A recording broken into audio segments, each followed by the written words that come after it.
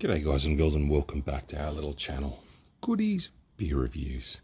It is a wonderful Friday afternoon and it's getting, I can't speak anymore, must have had a stroke. It's getting chillier. Rover, Henty Street Ale. This is from Aldi. I went to Aldi today because it's just at the moment it's cheaper than I think Coles and Woolies with a lot of things.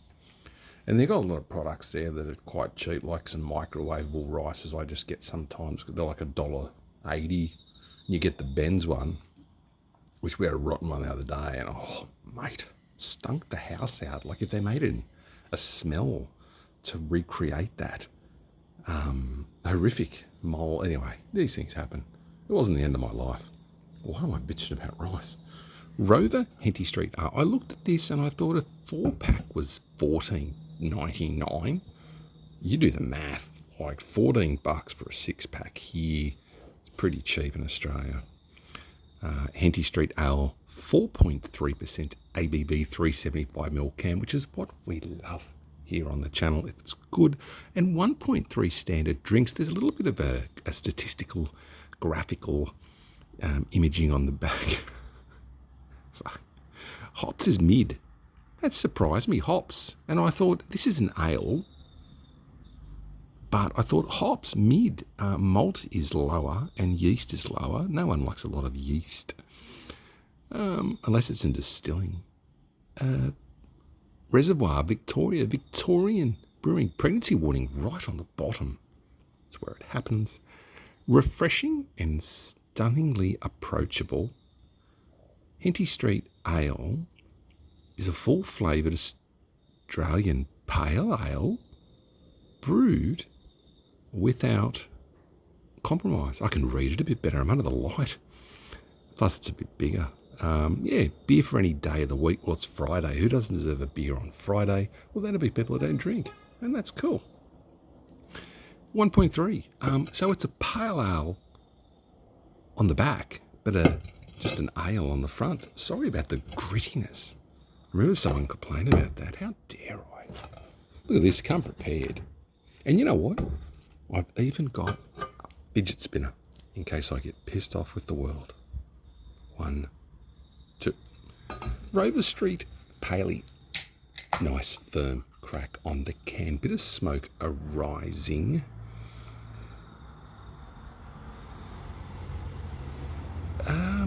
I always just loved the pour.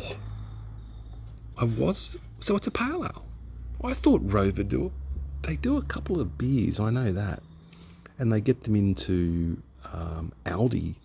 Aldi also has that iron something, is it? Or it's a brown bottled. Yeah, it's brown. Anyway, let's have a sniff. Good looking beer. Look, pale ale, I don't know. It's supposed to be hoppier than it is maltier. It's hazy. You can't see through that. It's not hazy, cloudy. But it's what a pale ale should look like, just semi-hazed. You can actually smell that bringing it up to the nose. If you said to me, have a sniff of that, and what does it smell like? I'd say a paley, an Aussie pale ale. Yeah, I get a little bit, it does have a little bit of a fruity smell, but nothing like Bolter Easy Hazy or Hop or those other sort of, big hoppy ones. But it is, like the can says, middle of the road. Let's go, Henty. 4 minutes to get to here.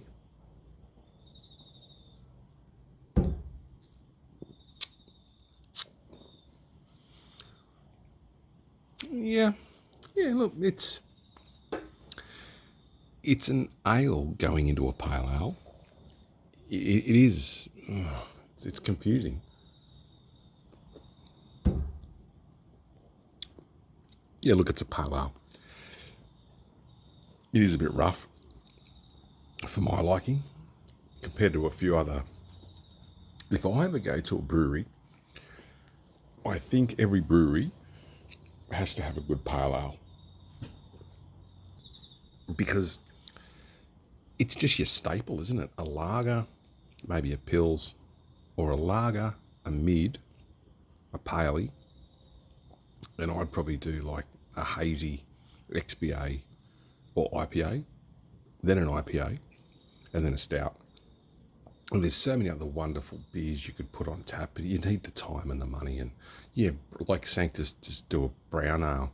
That New England brewing, Grandad Old or Grandad Brown, that was sensational. Sensational beer, which tastes like Ken Old Brown.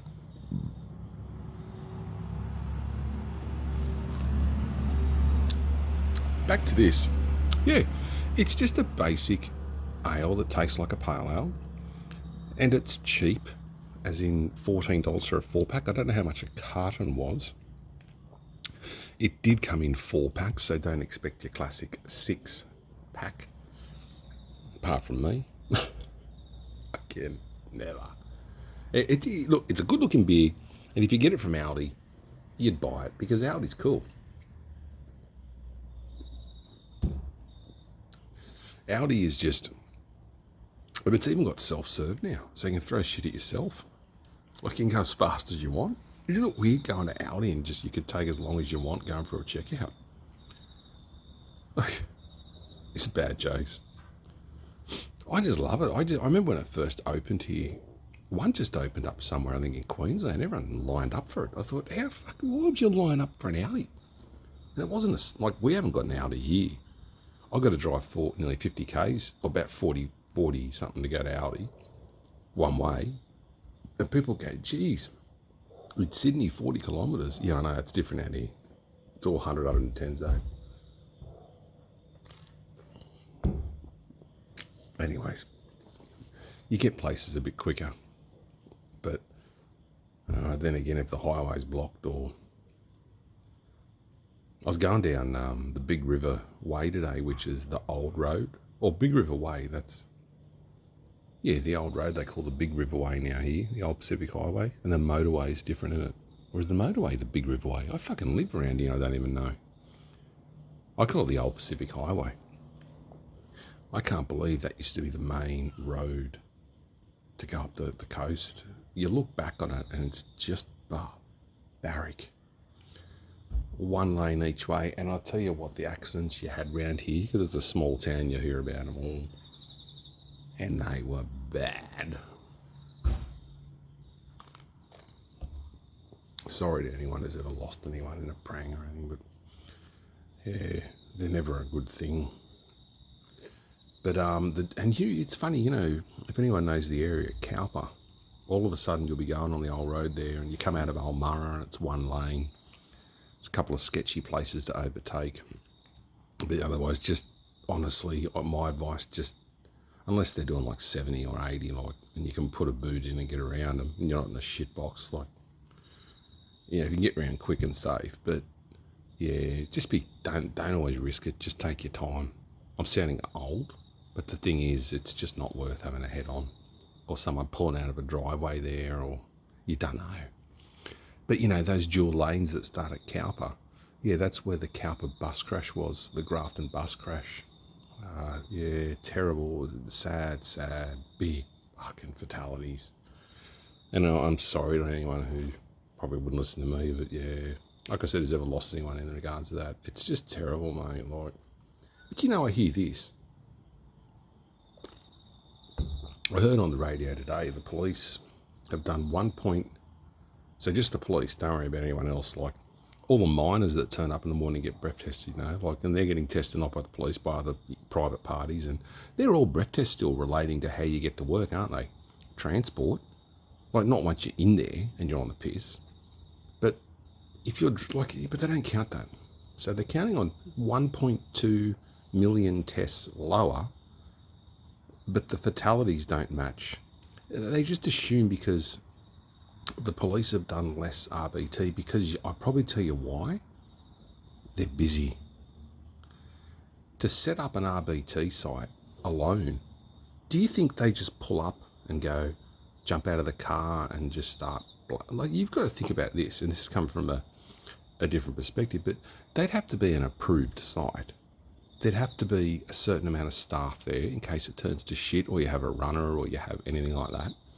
You've got to have someone to write down the regos. You have to have someone to pull them in. You've got to have people that can blow, or submit them to the test. It's not just easy where you pull up and go. Like, otherwise, random. You can just go. If you got 5 or 10, sometimes you just don't have time. Well, not you don't have time, but it's like ambulance. Like, you have a bad fall, life-threatening. It's hard to juggle. Like, we just expect everyone to be there and then when something happens, and it's just not going to happen. Hopefully it happens in a reasonable time, responses. But I'm talking about any job. We are so critical sometimes of just things which are just so out of our hands, and we're focusing on things managerially that just don't have any impact on the actual job you're doing.